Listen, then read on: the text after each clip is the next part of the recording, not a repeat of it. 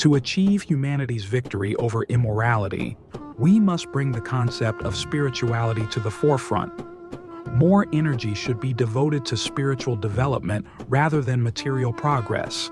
If this happens, the beauty of spirituality will emerge and humanity will begin to change. Believers of any religion, especially Muslims, are presented everywhere as thoughtless, unsuccessful, bloodthirsty, takfiri, and extremist.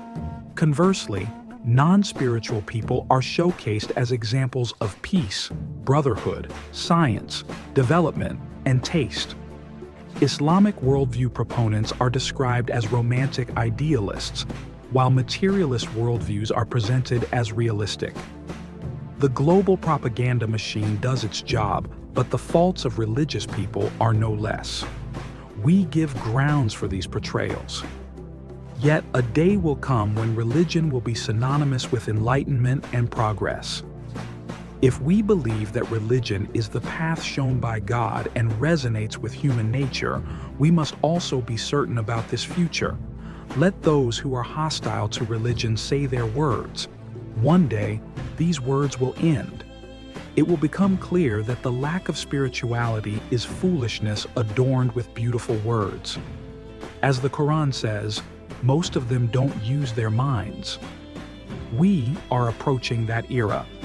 The true face of materialism and self-indulgence ideologies, which have been dressed up as political and social concepts, is gradually being exposed. Values for which revolutions and wars were fought, now trampled underfoot over trivial incidents. The myths of happiness without God, tolerance without religion, humanism of atheism, morality replaced by legalism, and the devotion of materialism to peace are being unveiled. Against this backdrop, the duty of believers is to exhibit deep and clear thinking. Since the creation of Adam, the central theme of all conflicts has been the opposition between wisdom and ignorance. Iblis was ignorant, attempting to disguise his ignorance with logic. Qabil was ignorant, attempting to dress his ignorance with justice. Nimrods and pharaohs were ignorant, trying to cloak their ignorance with splendor, luxury, and progress. Throughout history, the battle between enlightenment and ignorance has persisted. Simply put, ignorance has sometimes manifested as attractive irreligiosity and sometimes as takfiri religiosity. Nevertheless, the source of both is the same. Both have always served the same purpose and given the same results. Although they stand at opposite poles in form, there is compatibility between them. One depends on the other for existence. Today, this truth is more apparent and understandable than ever. During this month, we sought to understand Islam's approach to life through the prism of the struggle against the self. It has become evident that only religion has the power to provide an adequate perspective on life. It aims to meet both material and spiritual needs of humans. Islam, as a worldview, enables foresight, accurate calculations, understanding of human nature, and the provision of both material and spiritual welfare. If only research in this direction continued and Muslim societies directed their efforts toward this goal, humanity has no other path than spirituality.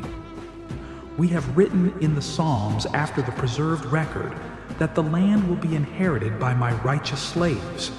Indeed, there is a message in this for devoted worshippers.